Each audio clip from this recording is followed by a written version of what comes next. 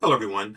My name is Eric Alexander. I'm the founder and CEO of TC Band. I want to welcome you all here today for the second of our Be Well and Play Big series. The session today is Be Well and Find Joy with Dr. Ty. As we start today's session, we have to honor the tragedy of September 11th, 2001. We want to honor those who lost their lives during that tragic incident, and we also want to honor the first responders and the individual citizens who selflessly kind of went into buildings and took steps to help protect their fellow citizens. So I want to make sure that as we host this event about mental health on September 11th, that we acknowledge September 11th and the tragic loss of life and the heroism that we saw on that day. From the gender perspective, started at 12:02. I have about 3 minutes. For those who know me, I talk really fast, so I might talk a little bit faster than normal to get it through and squeeze my 3 minutes in. And then we'll hand it off to Dr. Ty as she goes through her session, and then we'll wrap up at about a quarter till the hour to give the group an opportunity to answer live, to just ask live questions and for Dr. Ty to answer those. We did receive the prepared questions as part of the registration. Dr. Ty has those and she'll work to weave those into the discussion. But if there are questions that you don't have answered as part of the session, or if there are real live questions that come up during the session and discussion, we welcome the opportunity to share those as part of the chat or come off mic when the time's appropriate and ask those questions live. And then we'll plan to wrap up at 12:58 for an on-time end of the session. So a couple of highlights from TC Band. So we have our upcoming hybrid summit, TC Band 13, on November 8th. We're looking for sponsors and presenters. So if you or your organization are interested in partnering with us and investing in our development journey for our community, we welcome those opportunities. And you have a session or someone in your network who you think will add value to the network by presenting a session, feel free to reach out to me and we'll talk about options. The second item here is I get a lot of questions regarding how can I get involved, how can I volunteer, how can I help move the mission of TC Band forward. And so we heard and we listened, and so we're developing a TC Band ambassador program. And this program is an opportunity for you to represent TC Band within your organization, within your community, within your network. It gives you an opportunity to provide insight and suggestions for session topics. You'll serve as kind of a sounding board for strategies and those same things regarding TC Band, as well as marketing and engaging more broadly within our community. And so some information will be going out in the future and probably through our newsletter for that. So please keep your eyes out for that if you're interested in joining us and being one of our TC Band ambassadors. So if you want to connect with us, we are pretty much everywhere you want to be. So we have a website, we're on Instagram, we're on YouTube, we're on LinkedIn. If you have a question for me directly, this is my email, eric.alexander@tcband.org. If you have general information, you can send that to our distribution list as well. And so we look forward to continuing the engagement. Everyone who's on this call who registered is now on our distribution list. So you'll receive our newsletters, you'll receive invites to our upcoming events. You'll see a calendar hold shortly in regards to our TC Band 18 event on November 8th as well. And so welcome to our network, and we look forward to a great session today. Now, as we turn the page, literally and figuratively, to the presenter, I'd like to formally introduce Dr. Ty to the group. Dr. Ty is the founder and CEO of the Black Girl Doctor, leading a team that delivers high quality mental health care and wellness resources to ambitious professionals and to leaders. She is a nationally recognized psychologist and consultant. She helps organizations support their Black professionals and reminds us that true excellence is more than just functional success. It's also about finding joy in the work you do and in your life. Her work has been highlighted by the American Psychological Association, the University of California's Departments of Mental Health and Education, the Chronicle of Higher Education, and the Los Angeles Times. She is also a returning TC Band partner, joining us again to guide us through our journey of being well and finding joy. With no further ado, I'd like to welcome Dr. Ty. Thank you. And good afternoon and good morning, everyone. How's everybody doing? I'm gonna get my screen share going. And while I do that, if you will please just in the chat, just share your name, where you're at, and maybe job title. I'm curious to see who's in the room, so I make sure I'm tailoring what I'm sharing to who we have here. And I really, please, please, please talk back to me today. Let me see. There you go. Who do we got in the room? Let me pull up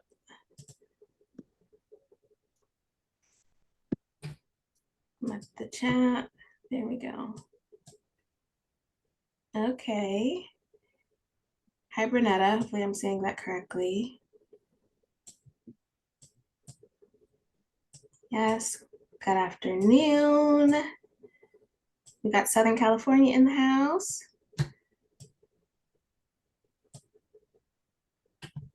Hello, Dr. Karen Ruth Jarman. Minnesota. Okay, I'm assuming there's lots of Twin Cities folks in here. Maybe some other people.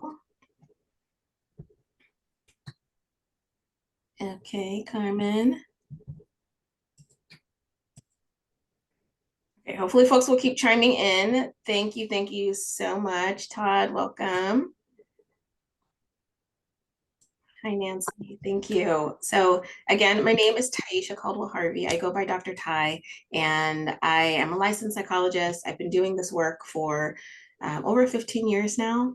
And yeah, founder CEO at the Black Girl Doctor. All of our staff, we have a team of about 20 psychologists that work in the practice. We're all over the country, and all of our providers specialize in Black African psychology. I really believe that joy is a social justice issue, and that's what drives a lot of the work that I do. And I'm excited to have this conversation with you today, and really just ask, how are you doing? Which is, I think it's an interesting question right now. There's so much going on, but I will tell you a little bit about how I'm doing. The sky, I close my eyes. Heaven help me when you call my name. It's like a little prayer. I'm down on my. All right, can anybody relate? Am I alone? Yes, exactly. Exactly. I don't know what's happening. Why do we do know what's happening? Yes.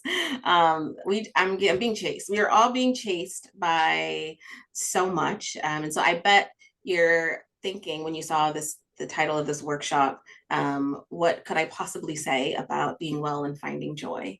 And I'm imagining some folks maybe are even a little skeptical about having this conversation, and maybe showed up to see what she gonna say. And just know that I'm aware of the dynamics, I'm aware of the world that we're in, but I also am aware that finding joy and being well is so critical, even more critical in times like this. Also, I know, thinking about the people that are in this room, and why specifically your ability to be well in times like this is critical. I'm going to share with you today what we know from the best of psychology that can help buffer the impact of times like this. And when I'm saying times like this, I know we're experiencing environmental injustice, there's racial trauma everywhere, political unrest. I'm imagining all of you have immediate challenges to the work that you're doing. And the way all of those things impact your day-to-day and your personal life. Right. So it isn't just that these things are happening in the world, but in addition to them happening, you have to respond to them in your work, and then they impact your home life. And so I want to talk to you. I'm going to start with what we know from the best of psychology about why it's really important. And I hope that by the end of that, you will be more committed than you are now to take care of yourself and prioritize it above almost anything else. So I want to start with love and connection. So what we know in psychology from the research is, from the research on happiness, there's a ton of research on happiness and well-being in psychology. And what we know is that your happiness is tied to love and connection. And so I'm going to share a brief study with you, and then just tell you all of the implications of it. So there's all this research that we know that when people are happier, they have better outcomes in love and connection. So in one study, they asked a small group of kids in a classroom to do 3 happiness tasks as part of their homework, like added extra homework assignments. And then the other kids, they didn't have that assignment, so they would just get the regular assignments. And so at the end of the term, they gave everyone measures of happiness. and life satisfaction, resilience, and social support.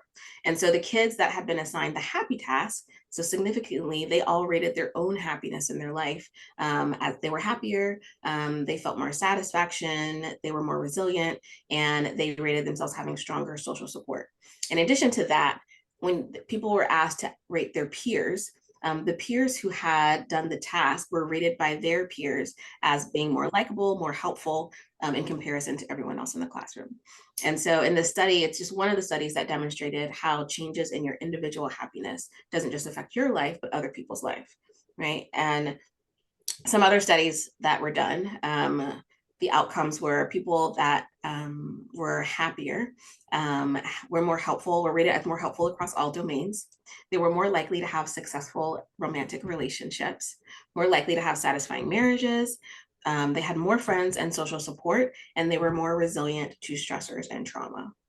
And I'm imagining we all need to be more resilient to stressors and trauma, right?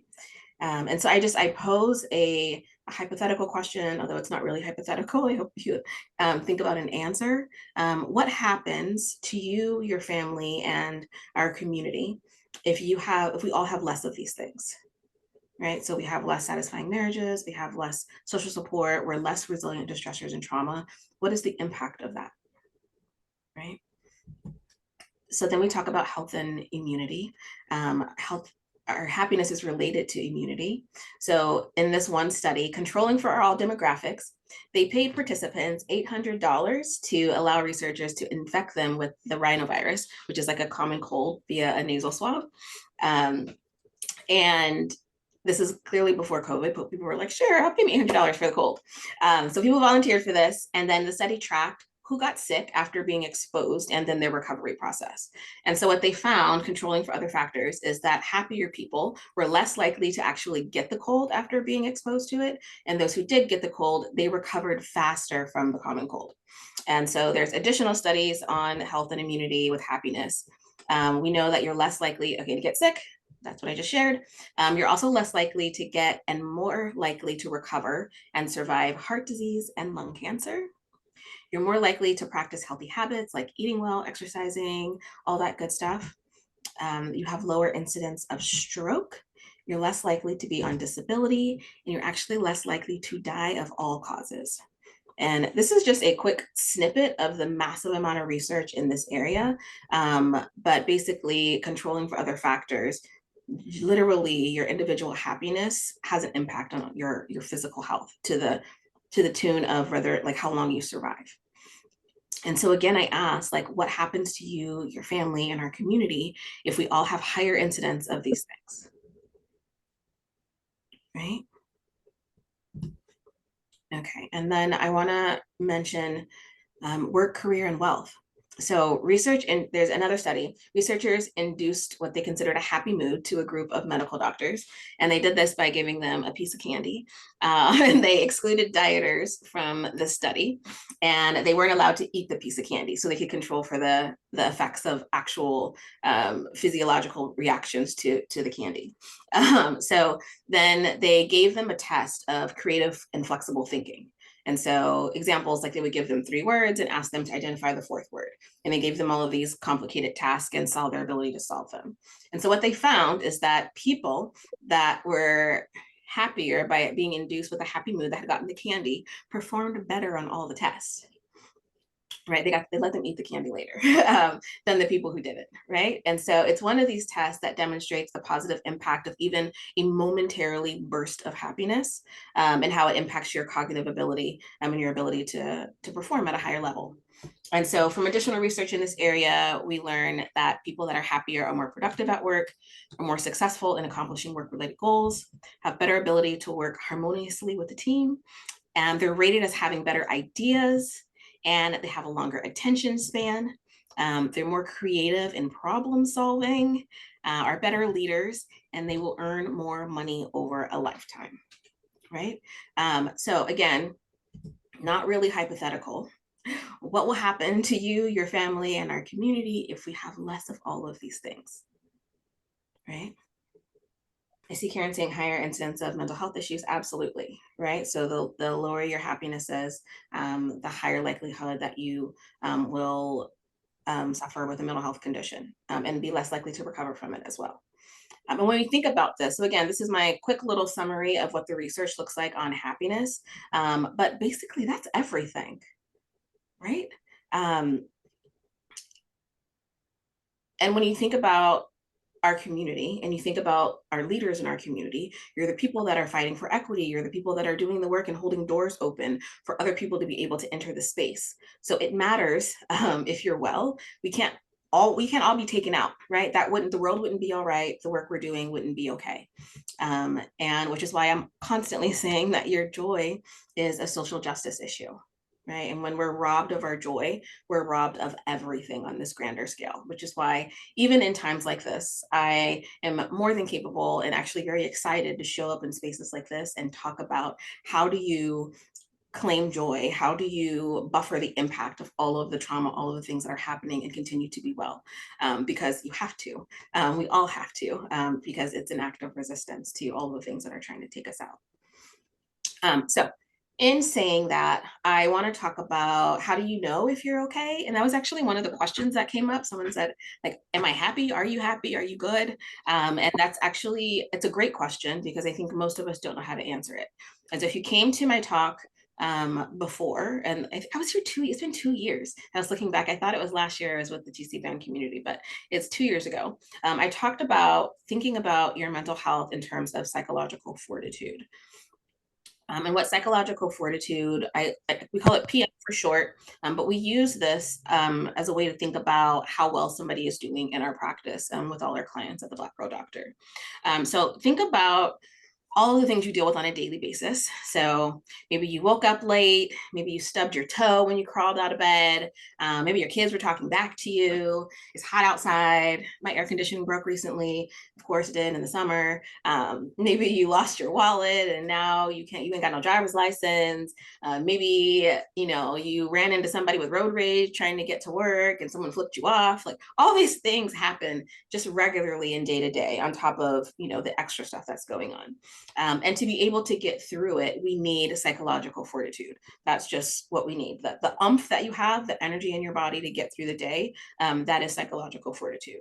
And some of us need more than others, depending on who we are and what stressors that we have to face due to like our identities, and also just what we have going on that day. And so you can think about it like sunscreen, because it's highly customizable. So we are all supposed to be wearing sunscreen, even us with lots of melanin. And anytime we don't wear it and we go out in the sun, depending on who we are, again, how much melanin we have, how long you're going to be in the sun, if you're going to get in the water, if it's a hot day or a cool day, you need a different SPF level. Right. And some days you need, putting it on once in the morning could be enough. If it's a beach day, you actually probably need to put it on a few times, right? So it's not this one and done thing, but you need a certain amount of protection around you to be able to get through the day. And so again, think about it as this customizable sunscreen that we all have to wear every day. And it is our armor, right? So it is the thing that shields us from all of the things that we're going to have to deal with in a day. Also, why I love this metaphor is because I think a lot of us believe we don't need sunscreen, and it actually doesn't matter if you think you need it or not. The facts are, if you aren't protected, if you don't have your armor on, and you get yourself into a situation where the sun is blazing on you, you are liable to get scorched, right? And I don't know if anyone has ever had a sunburn. It took me, I don't know, lots of years in my life before I actually got sunburned for the first time. I'm like, I can't get sunburned, but I did, and it was not cute. It actually was very painful. And so if you think about, if everyone's ever been sunburned, what happens is you have to like retreat and you have to nurse yourself back to health. Right. And that's the same thing with our mental health. If we are exposed and we get damaged too badly, we then have to nurse ourselves back to health. Okay, so considering PF, I want you to think about rating what your PF is at any given time. And I want to teach you our simple scale at the Black Girl Doctor for doing that. And we use a 1 to 10 rating scale. And this is, I'm going to explain just what each rating means, and then I'm going to ask you to rate yourself. So A 10 on the scale, this is the top of our scale, and this means you are feeling amazing. It means can't nobody tell you nothing, can't nothing touch you. It means you have all the energy to deal with all the things and you are completely unbothered. Right. So, this is when you may be leading new initiatives at work, you're on the front lines, you're going to the protests, you're feeling energized. But I think about it as at this level, you have access to all of your brilliance that lives inside of you. So each of us has unique talents and gifts, and when we are feeling our best, we have access to them and we can give them freely to the world, right? So that's a 10. Then we get to a 7 on the scale. A 7 is what I like to call the okay, right? A lot of us are always like, I'm okay. Okay actually is a 7. And so you're not great, but you're good, right? And so maybe you don't have enough energy to cook dinner that night, but you can order takeout. Maybe you have a little bit of stress, but doing your regular self care stuff. So, cuddling up on the couch with your partner, having a glass of wine, having a popcorn snack, taking a long walk, calling, your good friend on the phone to have a good laugh. That's enough to bring you back, right? To energize you and fill you back up. That's what a 7 is. And then when we think about a 5, so a 5 on the scale is when we're on the edge. This is the midpoint. And this is what I like to call the everybody got one mo stage. And so this is when you're not sure if you're going to make it through the day. So maybe you barely got up, you got half dressed just to be enough to be on Zoom. You considered maybe not showing up, but you did it. But you're walking around the world like seriously, everybody got one more. Like, let my kid say something else to me. Let that person at work do the thing that I think they might do today. Like, everybody can get it. So just let me know in the chat if everyone knows what a 5 is. You've been at a 5 before. Good question, Carmen. I'm going to get to that. Okay, see, you was at a 5 last week, but you had to keep your job. Exactly. You understand what the 5 is. It's when we have to start making decisions. Is today the day I walk out? Okay, yes, we know what a 5 is, and it's helpful to be able to share where we're at because if your coworker knows you're at a 5, maybe they will watch their mouth that day, right? They're like, oh, she's not good today. Yes. Okay. So we all know what a 5 is. A 3 on the scale, this is when everything starts to hurt. And so maybe you're tearful or maybe you're really angry. You start to feel pain and maybe you're existing, but you're not fully present, right? So a 3 is like everything starts to feel like a struggle, and things that usually fill you up and make you happy are having minimal to no effect on you, right? So this is when normally you'd see a funny video and you would laugh hysterically, but now you're looking at it and you got nothing for it, right? This is painful. And then the very bottom end of the scale, this is a 1, and that's when you're completely distraught, right? So you have nothing left, you can't get out of bed, maybe you're questioning your will to live, you're asking, why am I here? Why does any of this matter? Right? This is, we don't like to talk about this end of the scale, but this entire scale is a part of a full human experience, right? So a healthy, normal person will experience everything on this scale, right? And the thing that you want to think about, the important part is to be able to identify it, right? So you want to wake up every day and say, where am I at on the PF? Where's my PF? And if it is a 6 or below, that's what we consider struggling. So if it's a 6 or below, that means you want to prioritize moments of joy, doing things that they're gonna help you. It doesn't mean you're gonna like. It's not realistic to think you're gonna be at a 10 every day. You're not even gonna be at a 7 every day. But you need to be aware, and if you find yourself at a 6 or below on the scale for a long period of time, and in psychology, we call a long period of time 2 weeks. So if you're there for 2 weeks and you aren't able to get any kind of an increase, that's when we want you to reach out for help. And the thought is that, when you're more aware, you can intervene faster. So sometimes, we feel like we just woke up and we're at a 1 and we don't know how we got here, but that's not actually how it works. We actually slide down. So if we're asking yourself regularly, where am I? Where am I? You'll know when you're at a 4, you'll know when you're at a 3, and those are your opportunities. And it's a little easier to seek help at those times. When you're at a 1, it's hard to even make a phone call, right? So that's how I want you to think about this. That's how I want you to think about the scale. I want you to right now, some of you are already dropping in where you are, but I want to ask everybody to just go ahead and take a deep breath. And I want you to think about, where have you been on average for the last 2 weeks? and if you would share in the chat. Right, so on average, over the last 2 weeks, what PF scale have you been operating at? Where on the PF have you been operating? Okay, thank you, Karen. She said a 7. Where are folks at? 6.2, yes, gotta get specific. Yeah, lots of 7s. Lots of 7s. Between 4 and a 7, thank you for sharing.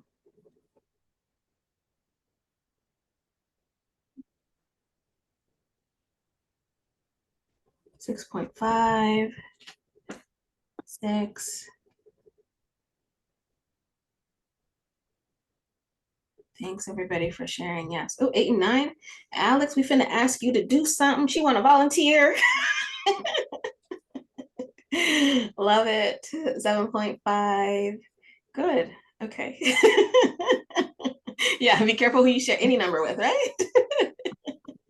Sheila's at a 5. Thank you for sharing. Nobody act up with Sheila today.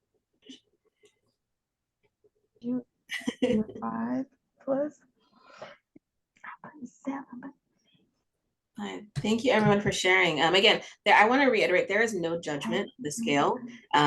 You get to be anywhere. That is perfectly okay. And if you can know it, and what I would encourage you to do, one, if you talk to each other in this organization, to when someone asks, how are you doing? Respond with a number, and it gives you so much more context to talk about.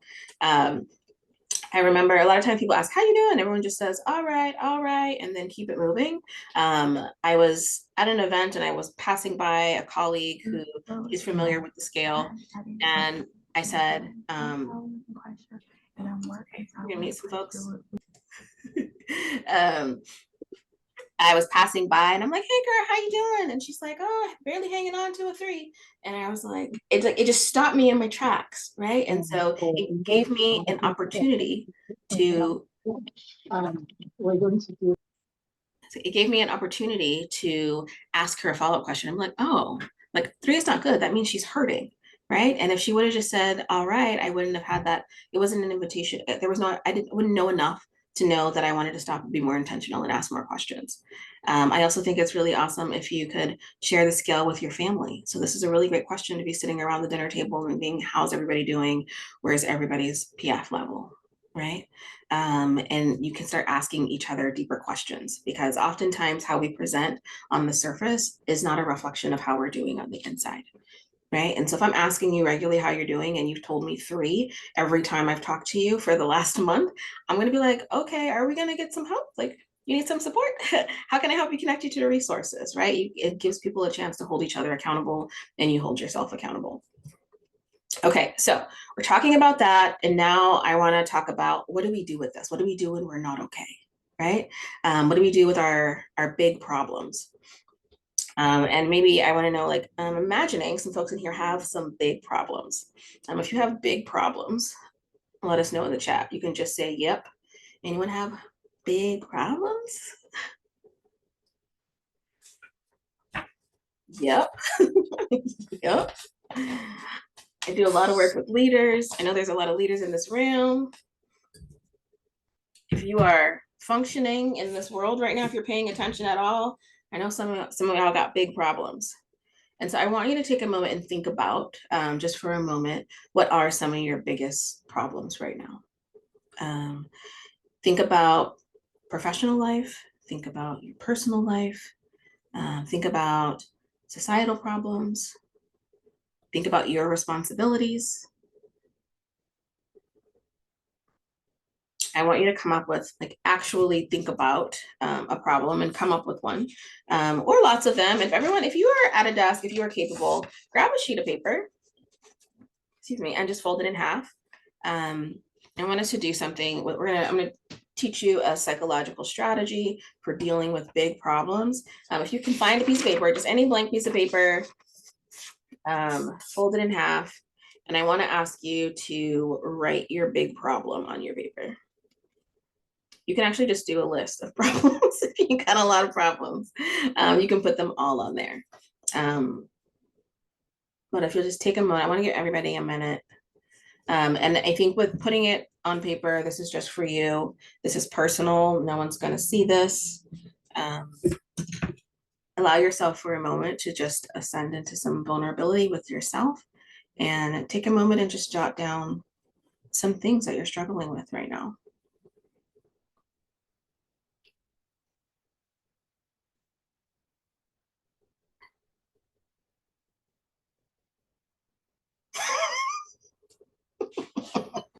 I'm gonna need 2 pieces of paper. You can write on all 4 sides. We can get that list going.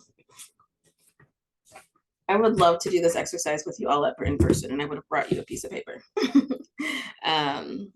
So we can be in the room and see each other. So I want you to imagine that that's the experience right now, that we're all together. We're all together virtually. But we all have big stuff we're dealing with. I'll share one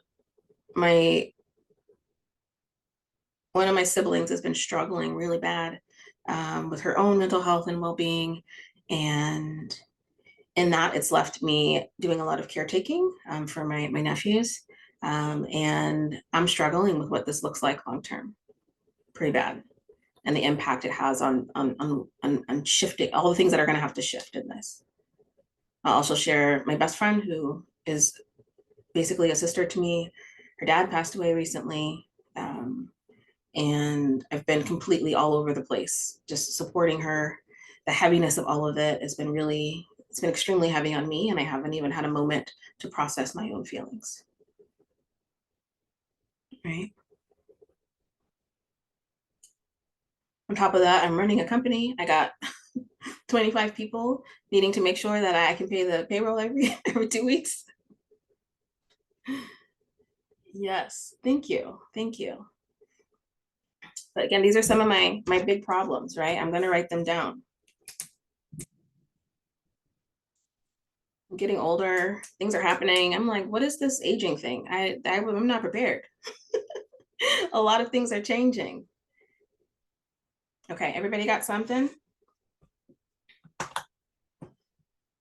So I'm hoping everyone has their paper. If you didn't write something down, just get a piece of paper to hold with you and think about your problem, right? As I want you to go through this exercise with me. What I want to share is that our big problems, they're big, right? There's no changing the fact that these problems exist. What happens is that repetition. So we do things with our problems. We avoid them sometimes. When we avoid them, when they get repeated all of the time, when they get reinforced by our environment, they start to become fused. And in psychology, we think about that. We think about that as something actually physically becoming fused to you. So if you're taking your problems and you're holding, let me see, I'm trying to move myself so you can see me. So my problems are on my paper. My problems are on the side. I'm looking at them as I'm going through life and things are happening where like maybe I'm having a nightmare and like they're replaying in my mind, right? Or I just have negative thoughts. Maybe then somebody at work constantly dealing with microaggressions, right? And so all of those kind of problems are being repeated over and over again.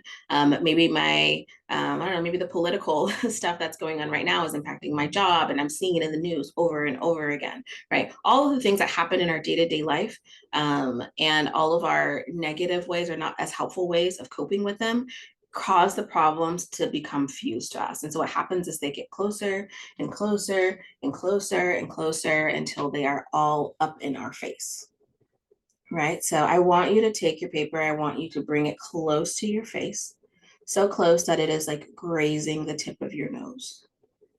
Okay, so we're so close it's grazing the tip of your nose. And I want you to just hold it here. As we're moving through life, as things are happening, our problems become fused to our face. This happens to all of us, right? And I just want you to think about what it feels like to have something this close to you. I want you to think about what would it be like in this state if you tried to give your partner a hug, right? Like, how would that feel? How do you do that? You're going to give somebody a hug like this, like, okay. What if the people that you love are in the room, standing around you, you're having conversation? What is that experience like, sitting like this?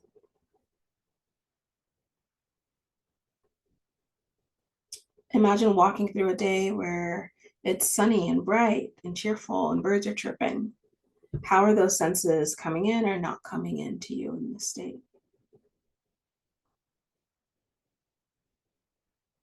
If you've been holding this paper up to your face like this, is your arm getting heavy? Are you feeling the heat, any sensation, the warmth from this being here? Are you comfortable?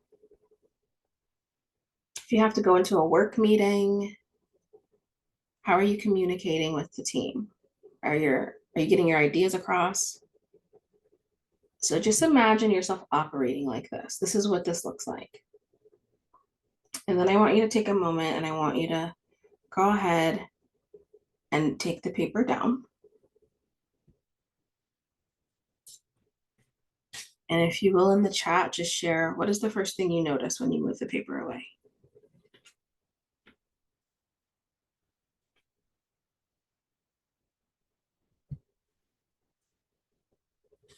First of all, I'm hot. Yes, you can breathe. Relief. Yeah. Relief. Yeah, I could breathe better. I didn't even mention that you can actually breathe.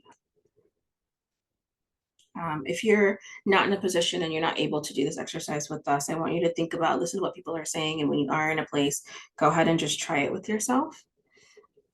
Breathing is huge. The first thing I notice is like the light, like, oh, it's not so dark, I can see. Right? I can see, I can breathe. And again, it is not realistic that you can just take the problems and throw them out of your face, right? But what you want to do, and what we do in psychology, is you want to create distance, right? And we call that cognitive diffusion.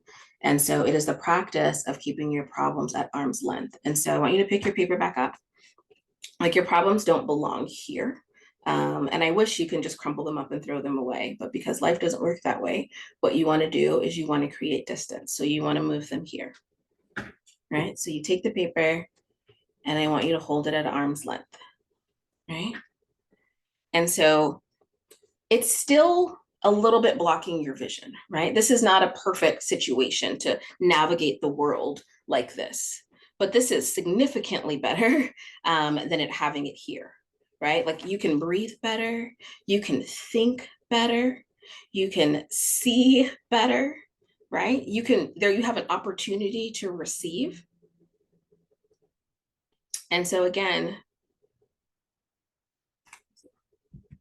yeah, I'm looking at my next slide, so you can go ahead and put it down. So again, this is the practice of creating mental space between you and your problems. And again, it's a mental exercise. When you notice though that problems are too close, literally when I realize that I am experiencing fusion, usually what happens is I'm stressed out and I do clumsy things. Like, I'll drop my coffee cup in the morning, or I'll stumble across something, right? And to me, that's one of my cues. I'm like, oh, like, the stuff is too close to me. I need to take a moment.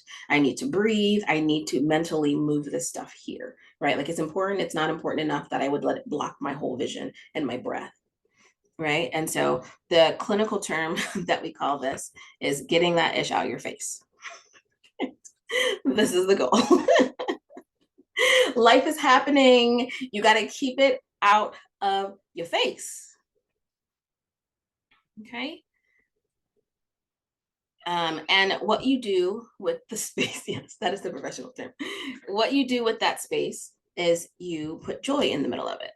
And that is because the absence of pain is not wholeness. So it isn't just that we need to remove pain. It is that we have to create joy. So liberation psychology is not only about just reacting to threats of oppression, but also about reclaiming your own identity and agency to live with purpose, with meaning, to have community, to have joy. You need community and joy to be whole. And again, that is what you put in the space between you and your problems. Yes. And what is joy? And I will say, I spend a lot of the time in my work in therapy with people, I spend a lot of that time teaching people how to rest and how to have joy. People wonder, like, I think one of the things people are most surprised about is how much we laugh in therapy, because this stuff is funny, right? And if you can't find humor, if you can't find your joy in the midst of all of these things at the same time, we're doing it wrong. And I want you to know that your brain is capable of that. In your worst state of grief, in your worst state of depression, your brain is capable of experiencing a moment of joy. And this is my favorite definition of joy. It's gladness not based on circumstance, right? And you know how irritants build up over time? So you just be walking through your day and like one thing happens, another thing happens, and then you're like, then you just snap because it builds, right? The same thing happens with joy. Joy compounds over time. And joy is like a moment. So I don't know if you think about someone says something really funny and you laugh hysterically and you get that, you get lightheaded for a moment. That's a rush of endorphins. If, all of that stuff, it's just a moment. And so you don't have to try to have this persistent, long-standing state of happiness. It's not really realistic because life is happening all of the time. But what you do want is to create moments of joy. So moments that make you incredibly happy, that give you that joyful feeling. What happens is it compounds over time, and that's what leads to a good life. And that's what we know from the research, from the science, from working with people, the people who report having happy lives are the people who had lots of things that happen joyful along it, and not the people who claim that they just have persistent happiness. That's not really a thing in that way. Yes. Okay. So I created something for you that is just for joy. So I have a video. I edited it myself, so I'm going to play it for you. And I want to ask you, even if you're multitasking right now, just take a few moments and watch this video. And again, this is just joy. Please comment in the chat as you're reacting to what you're seeing. This is my Black Joy compilation.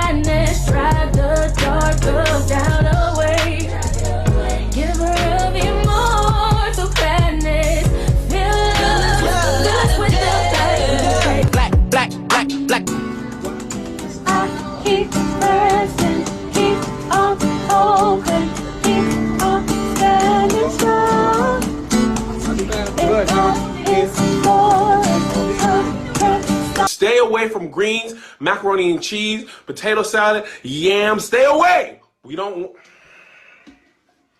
I'm getting upset, and I don't want to get upset. I don't want to be the guy that always has to protect soul food, but I'm not the hero soul food wants. I'm the hero soul food deserves. I am here for you, Greens. I'll protect your honor. I want to burn this picture. I want to punch the person who made it. All right, y'all. Thank you for watching that with me. I hope that brought you a moment of joy, right? That's all we're talking about here. These are the things you do. You make a moment of joy. You do that, try to do that at least once a day. And that's what's going to lead you to have a really good week. It's going to help you have a good month, and then you're going to have a really good year. And that's what we remember at the end of the day. We don't remember how many things we checked off our to-do list last month, but you remember if last month was terrible and if you spent it exhausted, right? Or if it was joyful and you had and you experienced a lot of joy. So I want to share with you just some other quickly, just some evidence-based ways. I will share these slides, but if you want to take a picture, this is what we know, things that can give you a moment of joy, right? So these are just some research-based things. There's two ways you can add joy to your life. You can add things to your life, and you can take things away, right? So you want to get at least 10 minutes of sunlight, right? So the fall and winter months are coming. It's going to start getting darker earlier. If you want to get a sun lamp. So those things actually make a huge impact on you, right? You want to get sunlight. Move your body, nourish your body intentionally. So if you got a favorite green smoothie, intentionally go and put something nourishing in your body that your body is craving. Lean into your culture, do cultural activities, immerse yourself in water, do things like something like a hard, fun puzzle. It totally takes your attention and lets you focus on something else other than the world. Singing, humming, getting a massage, cuddling, intimacy, listening to comedy, taking a nap, being silly. There's these great reels that went viral a while ago with a bunch of Black men frolicking, and they're like, it's so amazing. And so being silly, doing things like that makes a huge difference. And then you can remove stuff. So call out sick. Say no to things that you don't have energy for. Do a detox from the news, turn it off, disconnect from social media, all of those things. Limit drugs and alcohol. So if your PF is below a 6, drugs and alcohol actually can further depress you and lower your PF. So think about limiting those things when you aren't well. Delegate responsibilities, yell, cry, sob, release pain, right? And when you do these things, you don't immediately, sometimes you do, sometimes you don't immediately get better, but that is not an excuse. Your goal then is to repeat and try again, over and over again. And then again, 2 weeks, you're trying, it's not working, you reach out for help. And you want to do that because you are not meant to suffer. I looked up the definition of these two words, struggling versus suffering, a while ago. And a lot of times our community would just be like, oh, I'm struggling. But the definition of struggle is to make a forceful or violent effort to get free of something that is trying to restrain you or to resist attack, right? So it's an active thing. But I actually think when we say this, we're actually talking about suffering.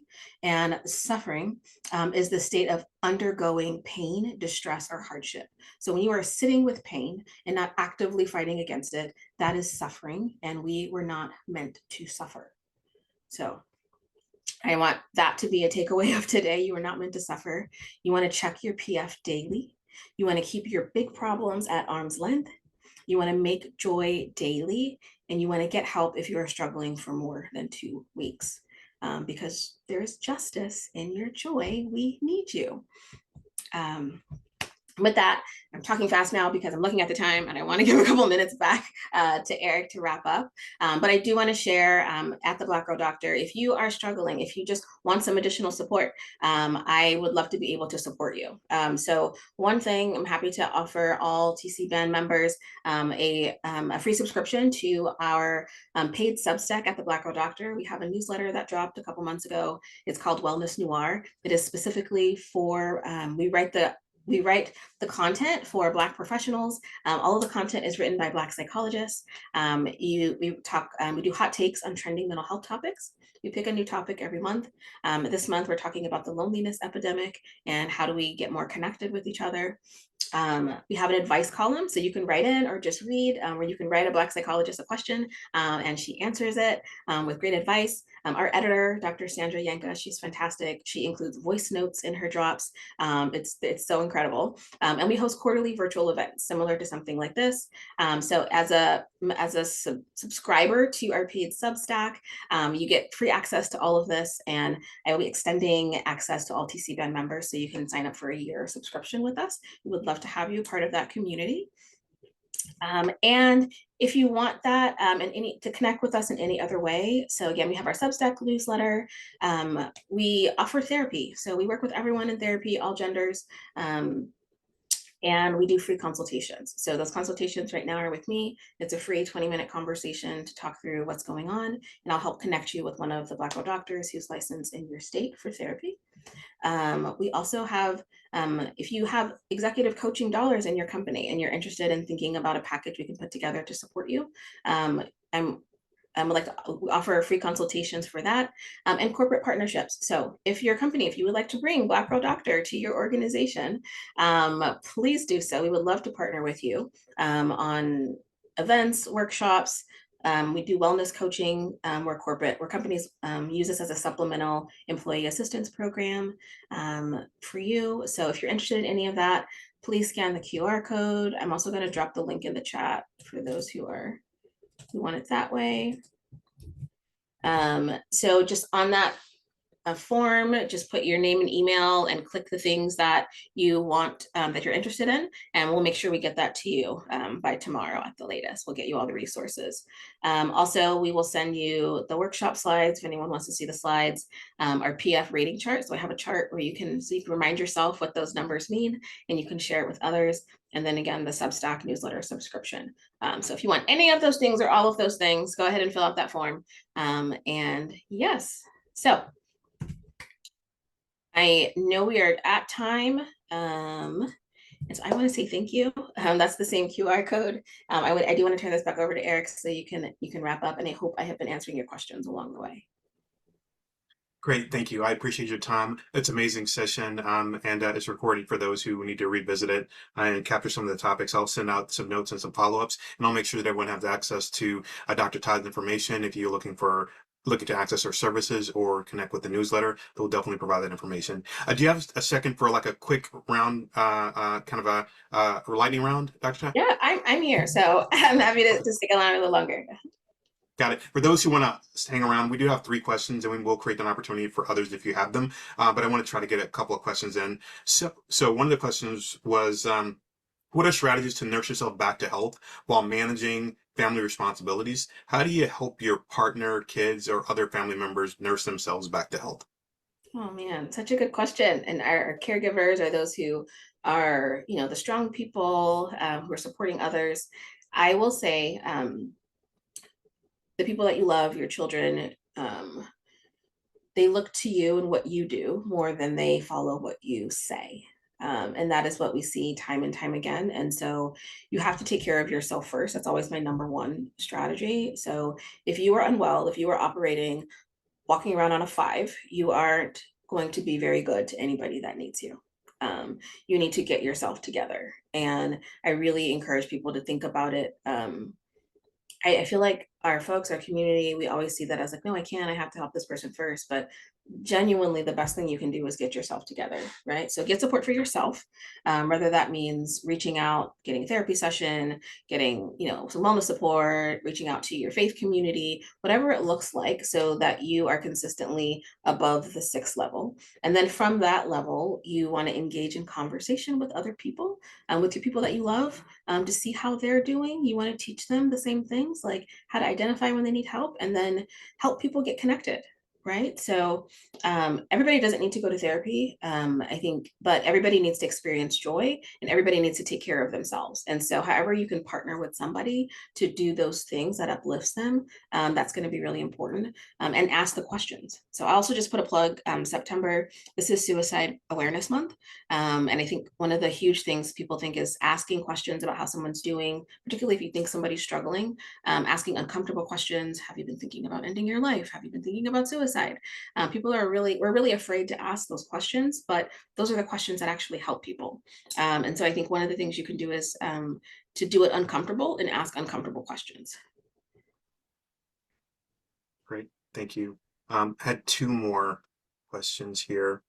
The second one was, what does cognitive diffusion look like in practice? For example, I've deleted social media to stay out of the news and drama. Is this cognitive diffusion?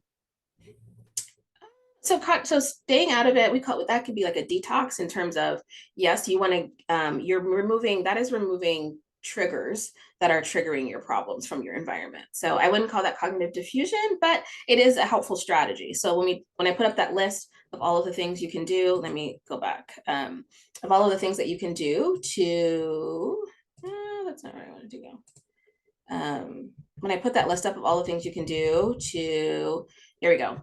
So removing the media, turning it off, disconnecting from social media, that is something that can increase your PF. So if your PF is at a 5, seriously, disconnecting yourself from trauma media can actually help you increase it, because it's going to give you a boost of joy.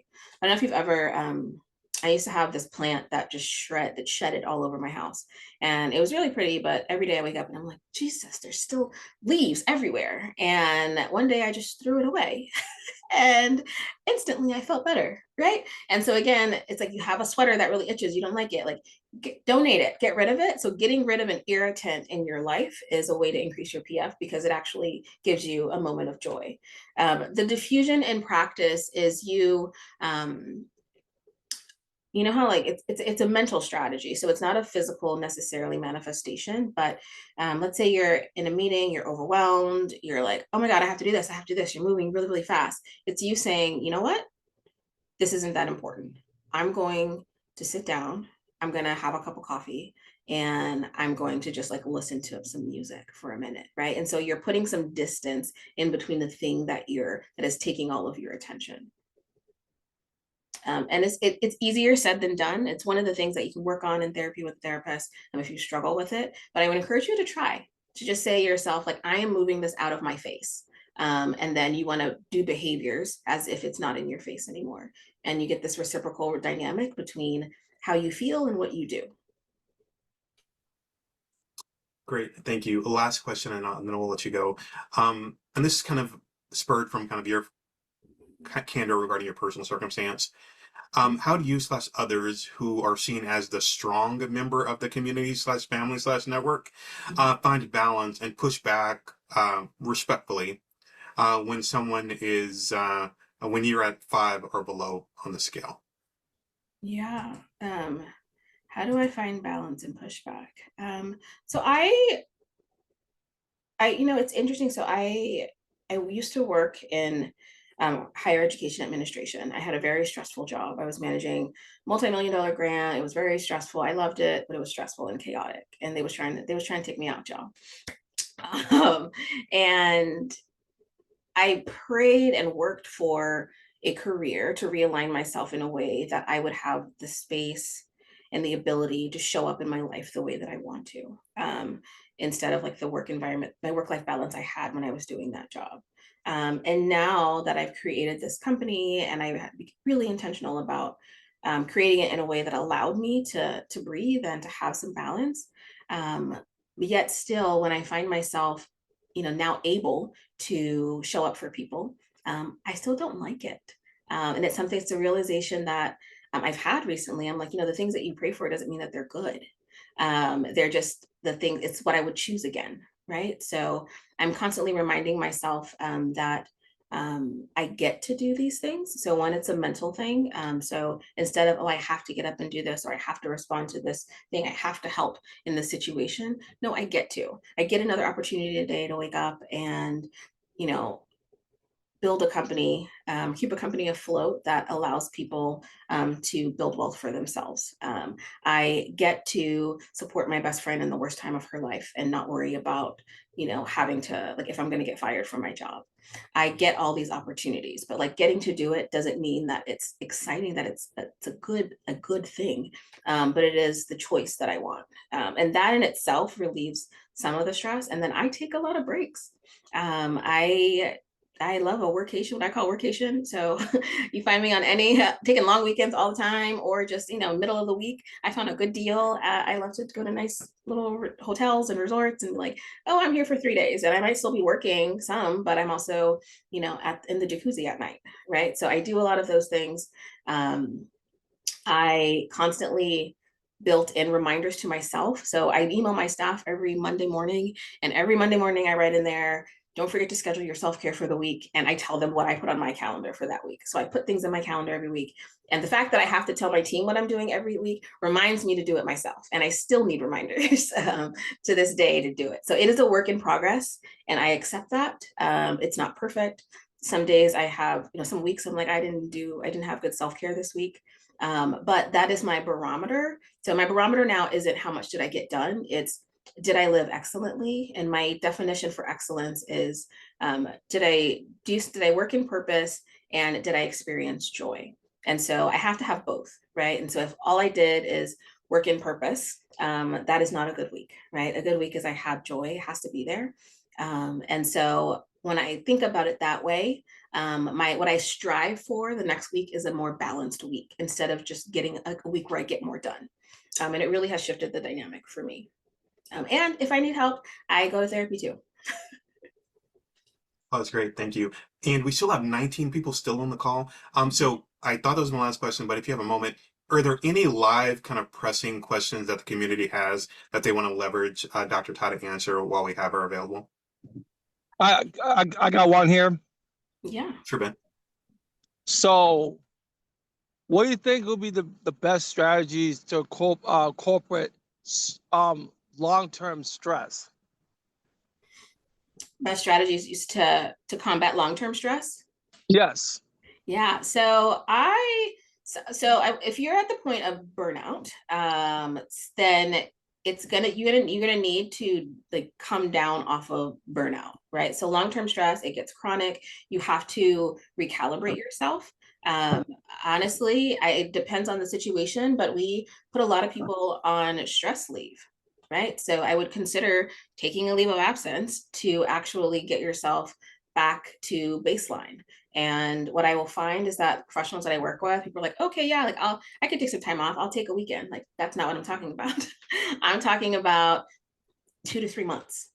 And if you happen to be, everyone doesn't have the ability to do that. If you happen to work at a place that you actually can take a leave for mental health, your wellness, a health leave, whatever that looks like, I would highly encourage it if you're experiencing chronic long-term stress. It is really challenging to try to nurse yourself back to health while you're still in the environment that is sustaining the stress.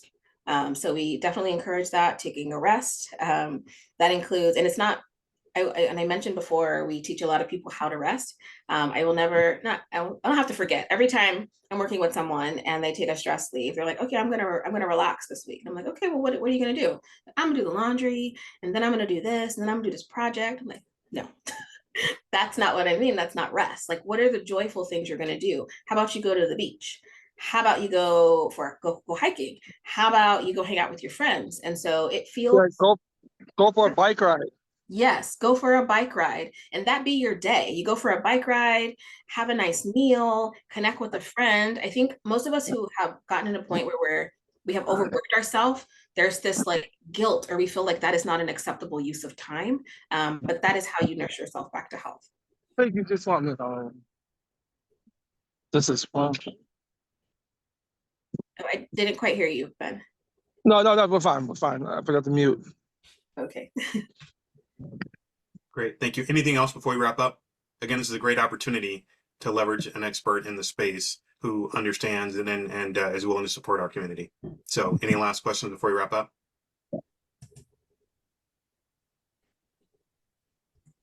Okay. Dr. Ty, thanks again. I feel, a great session, great opportunity to learn. And then I think the STEP model is outstanding. It gives you an opportunity to kind of, in a subtle way, tell your community and your network of close friends and family where you stand. And so I think that's a great tool. Thanks for your knowledge and expertise. The team is really appreciative, and we look forward to partner with you in the future. And I'll definitely get this information out for those members on the call. If you want to connect with Dr. Todd for a session or for a coaching workshop or to learn more about her organization, we'll definitely have the contact information in the post-event follow-up details. Thanks again for joining, and we'll look forward to seeing you at TC Band Thank 18 you. in November.